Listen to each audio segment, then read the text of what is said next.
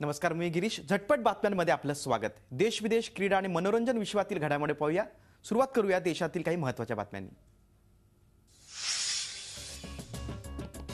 लष्कर ए तोयबा काश्मीरमधला म्होरक्या अबू कासिमला कंठस्नान घालण्यात बीएसएफच्या जवानांना यश आले. अबू कासिम दक्षिण काश्मीरच्या कुलगाममध्ये झालेल्या चकमकीत मारला गेलाय. कुलगाममध्ये अजूनही चकमक सुरू असल्याची माहिती सध्या पुढे येते.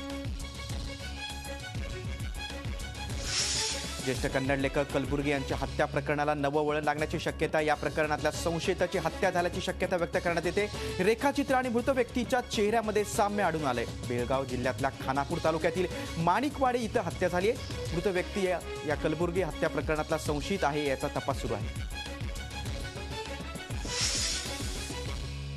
देशातल्या वाढत्या असहिष्णुतेविरोधात लेखकांपाठोपाठ आता चित्रकर्मींनीही एल्गार पुकारलाय. राष्ट्रीय पुरस्कार विजेत्या माहितीपटकार आणि दिग्दर्शकांनी आपले सर्व पुरस्कार सरकारला परत केलेत. पुरस्कार परत करणाऱ्यांमध्ये आनंद पटवर्धन, दिवाकर बॅनर्जी, परेश कामदार, लिपिका सिंग, निष्ठा जैन, कीर्ती नखवा आणि हर्ष कुलकर्णींचा समावेश आहे. एफटीआयच्या विद्यार्थ्यांनी अखेर संप मागे घेतलाय. तब्बल 139 दिवसानंतर विद्यार्थ्यांनी संप मागे घेतला. मात्र गजेंद्र चव्हाणांच्या नियुक्तीविरोधात लोकशाही मार्गाने आंदोलन सुरूच ठेवणार असल्याचा निर्धार विद्यार्थ्यांनी व्यक्त केला.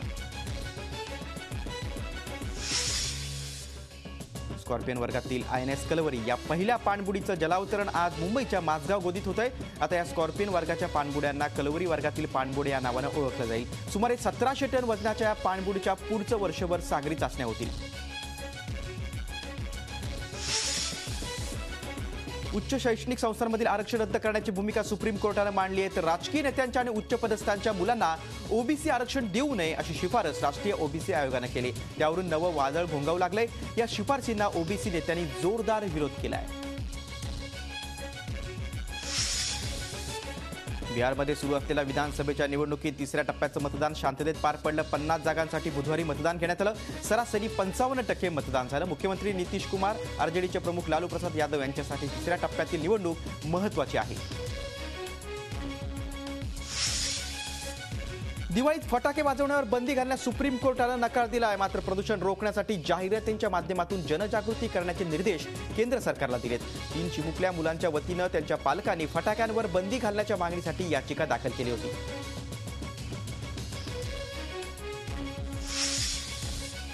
इंडिया आफ्रिका परिषद आजपासून नवी दिल्लीत सुरू होते. 2 दिवस चालणाऱ्या या परिषदेसाठी राजधानी नवी दिल्ली नटली आहे. राष्ट्रपती भवनाला केलेल्या सुंदर रोषणाईनं एक वेगळीच झळाळी मिळाली.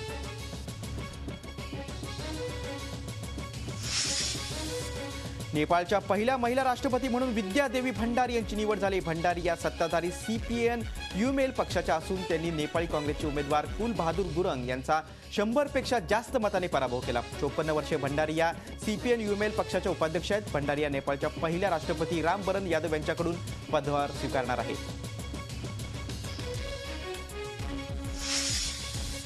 पाकिस्ताननं भूकंपग्रस्त उत्तरी भागात रेस्क्यू ऑपरेशनसाठी हेलिकॉप्टर पाठवलंय. चित्राल प्रदेशात हेलिकॉप्टरच्या मदतीनं पाकिस्तानी सेनेला अनेक जखमींना वाचवण्यात यश आलंय.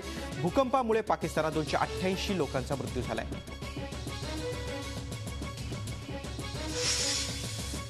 चीनच्या पीपल्स लिबरेशन आर्मीनं हाँगकाँगच्या स्पेशल ॲडमिनिस्ट्रेटिव्ह भागात मिलिटरी ड्रिल केलं. या ड्रिलमध्ये शत्रू जहाजांना बुडवण्याचा आणि शत्रू असलेल्या भागांना काबीज करण्याचा सराव करण्यात आला.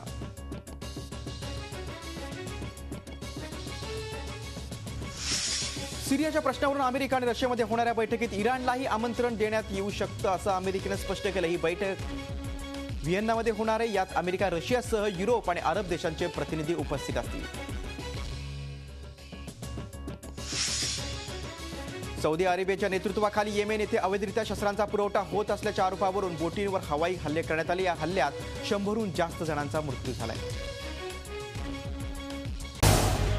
झी 24 तास रहा एक पाऊल पुढे.